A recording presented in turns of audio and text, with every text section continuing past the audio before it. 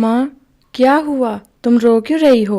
बेटा, तुम्हारे नाना जी की तबीयत बहुत ख़राब है। हमें जल्दी से गांव जाना होगा। नाना जी को क्या हुआ? सीमा की बात सुनकर रानी भी बहुत परेशान हो गई। ये कहानी है सीमा और उसकी 6 साल की बेटी रानी की। रानी के बाप की मौत कई साल पहले हो गई थी और इसके बाद रानी की जिम्मेदारी इसकी माँ सीमा पर थी। वो दिन रात मेहनत मजदूरी करके अपना और रानी का पेट पाल रही थी।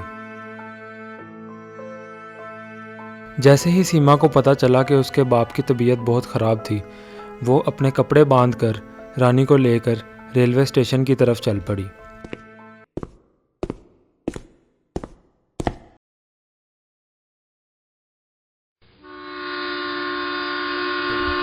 माँ, हम ट्रेन से जाएंगे?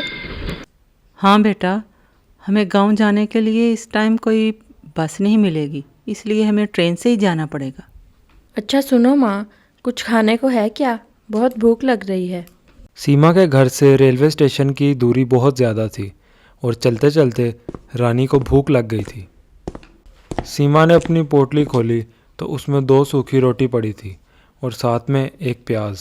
सूखी रोटी और प्याज देखकर रानी का मुंह लटक गया, लेकिन वो जानती थी कि वो और उसकी माँ ट्रेन स्टेशन की तरफ बहुत जल्दी में निकले थे। रानी ने चुपचाप सूखी रोटी और प्याज खाया और सीमा की गोद में ही सो गई। और थोड़ी देर बाद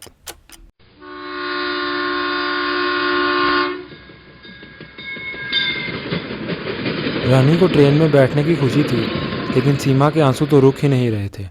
उसे अपने बाप की फिक्र बहुत सता रही थी। पूरे सफ़र के दौरान रानी ट्रेन की सीट पर बैठकर बाहर की चीज़ों को देखती रही।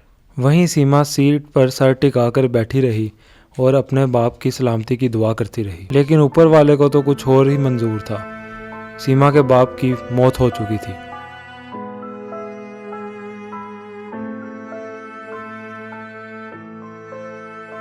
उस दिन सीमा बहुत रोई। बाप की आखिरी रसूमात करके सीमा रानी को लेकर वापस आ गई। अपने बाप के गम में वो तो ये भूल ही गई थी कि उसके साथ सफ़र में एक छोटी बच्ची भी साथ है। माँ, भूख लगी है। ये सुनकर सीमा को होश आया। सीमा के पास रानी को देने के लिए कुछ नहीं था। तभी वहाँ से एक आदमी गुजरा जो कि बहुत सी खाने की चीज़ें बेच रहा था।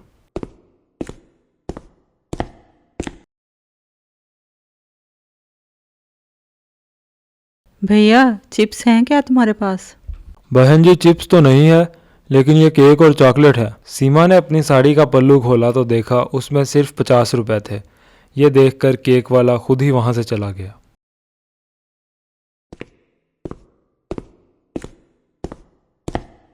रानी भी समझ गई कि उसकी माँ के पास केक लेने के लिए पैसे नहीं हैं और फिर वो चुपचाप खिड़की की तरफ देखने लगी।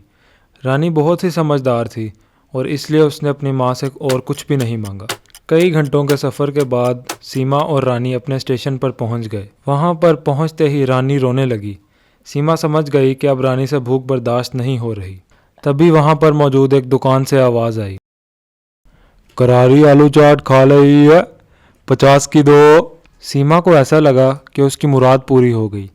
उसने सोचा कि वो 2 आलू चाट खरीदेगी, एक रानी के लिए और एक सीमा खुद खा लेगी, क्योंकि उसने भी तो 2 दिन से कुछ नहीं खाया था। सीमा ने 50 रुपए दे के 2 प्लेट आलू चाट खरीद ली और सोचा कि इसको बैठकर मजे से खाएंगे। सीमा ने अपनी चाट भी रानी के आगे रख दी और सोचा कि पहले रानी पेट भर के खा ले, फिर जो बचेगा वो सीमा खुद खा लेगी। रानी को इतनी भूख लगी थी कि वो दोनों प्लेट आलू चाट की खा गई।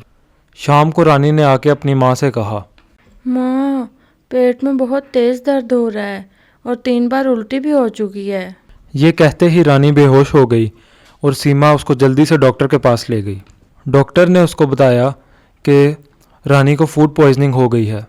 सीमा को यह समझने में देर नहीं लगी कि ये सब कुछ उस आलू चाट की वजह से हुआ है जो उसने रेलवे स्टेशन से खरीद कर रानी को खिलाई थी। फिर पूरे 1 हफ्ते बाद रानी की तबीयत जब थोड़ी सी सुधरी तो उसने अपनी माँ से कहा, माँ, वो आलू चाट बहुत ही गंदी थी। मैं उसी से बीमार हुई हूँ। पता नहीं मेरी तरह और कितने बच्चे इसे खाकर बीमार हुए हों। रानी ने लाखों की बात की थी और इसकी बात सुनते ही सीमा सोच में गुम हो गई। और फिर थोड़ी देर सोचने के बाद सीमा को उसके जीवन का मकसद मिल गया और नया कारोबार भी। सीमा ने स्टेशन पर अपना ठेला लगाया और आलू चाट बनाने के लिए आलू उबालने लगी। सीमा ने आलू चाट के अंदर अपने सीक्रेट मसाले डाले, जिनकी वजह से आलू चाट बहुत ही करारी बनी। कुछ ही दिनों में सीमा की दुकान चल पड़ी और लोग इसके पास आते और इसकी करारी चाट का खूब मज़ा लेते। सीमा ने साफ़ सुथरी और सस्ती चाट बनाकर बहुत से लोगों का पेट भी भरा और उनका दिल भी खुश कर दिया। तो प्यारे बच्चों, सोरी टून्स की इस कहानी से आपने क्या सीखा? जो काम ईमानदारी से किया जाए वो ज़रूर कामयाब होता है।